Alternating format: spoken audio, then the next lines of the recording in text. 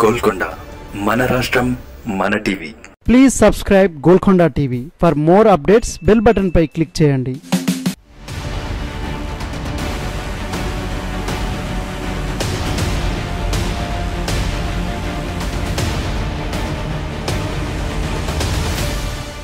అధికారంలో ఉన్నప్పుడు అన్నీ బాగానే ఉంటాయి. కానీ ఒక్కసారి చేజారితే పార్టీ పరిస్థితి దారుణంగా మారుతుంది. ఇప్పుడు తెలంగాణలో బీఆర్ఎస్ పరిస్థితి కూడా అలాగే మారింది.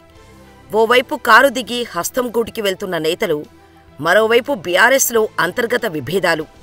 గత ఎన్నికల్లో బీఆర్ఎస్ ఓటమికి కేసీఆర్ కోటరీనే కారణమనే విమర్శలు ఉన్నాయి. కేవలం కొంతమంది నాయకుల మాటలను మాత్రమే కేసీఆర్ పట్టించుకుంటారని, అదే కొంపముంచిందని శాసనమండలి చైర్మన్ గుత్తా సుఖేందర్ రెడ్డి ఇటీవల సంచలన వ్యాఖ్యలు చేశారు.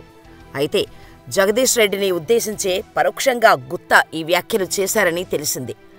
ఉమ్మడి నల్గొండ జిల్లాలో జగదీష్ రెడ్డికి తిరుగులేదు. ఇది ఆయన వర్గం నేతలు అనుకునే మాట. కానీ వాస్తవ పరిస్థితి అందుకు పూర్తి విరుద్ధంగా ఉంది. గత అసెంబ్లీ ఎన్నికల్లో నల్గొండలో జగదీష్ రెడ్డి మినహా మిగతా బీఆర్ఎస్ అభ్యర్థులందరూ ఓడిపోయారు. ఈ అన్ని స్థానాల్లోనూ కాంగ్రెస్ జెండా ఎగిరేసింది. తెలంగాణ ఏర్పడ్డాక జరిగిన తొలి 2 ఎన్నికల్లో ఉమ్మడి నల్గొండలో బీఆర్ఎస్ మంచి ఫలితాలు వచ్చాయి. అక్కడి ప్రజలు కేసీఆర్కు మద్దతుగా నిలుస్తూనే వచ్చారు. కానీ గత ఎన్నికల్లో సడన్ గా సీన్ రివర్స్ కావటానికి జగదీష్ రెడ్డి వైఖరే కారణమని ఆరోపణలు వినిపిస్తున్నాయి. జూనియర్ కేసీఆర్గా మారిన జగదీష్ రెడ్డి జిల్లాలో తన పెత్తనం మాత్రమే సాగాలని పట్టుబడతారనే టాక్ వినిపిస్తోంది. దీంతో ఇతర నాయకులకు ప్రాధాన్యం దక్కక పార్టీ కోసం పనిచేసేందుకు ముందుకు రాకపోవడంతోనే బీఆర్ఎస్కు షాక్ తగిలిందని తెలిసింది. 9 ఏళ్ల పాటు కేసీఆర్ మంత్రివర్గంలో మంత్రిగా కొనసాగిన జగదీష్ రెడ్డి అంతా తానే అనే భ్రమల్లో ఉంటారనే విమర్శలు ఉన్నాయి.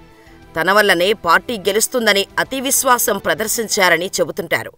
కార్యకర్తలను పట్టించుకోకపోవడం, ఓ స్థాయి నేతలను కించపరిచేలా వ్యవహరించడంలో జగదీష్ రెడ్డిపై బీఆర్ఎస్లోని అసంతృప్తి బాగా పెరిగిపోయిందని టాక్.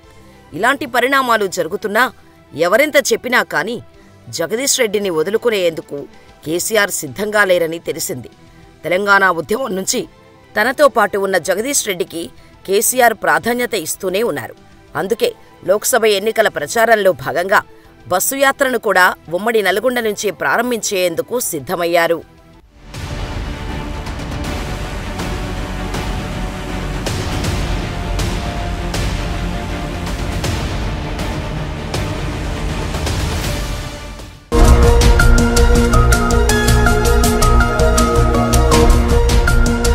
సత్యాలు చెప్పడానికి సాహసం కావాలి.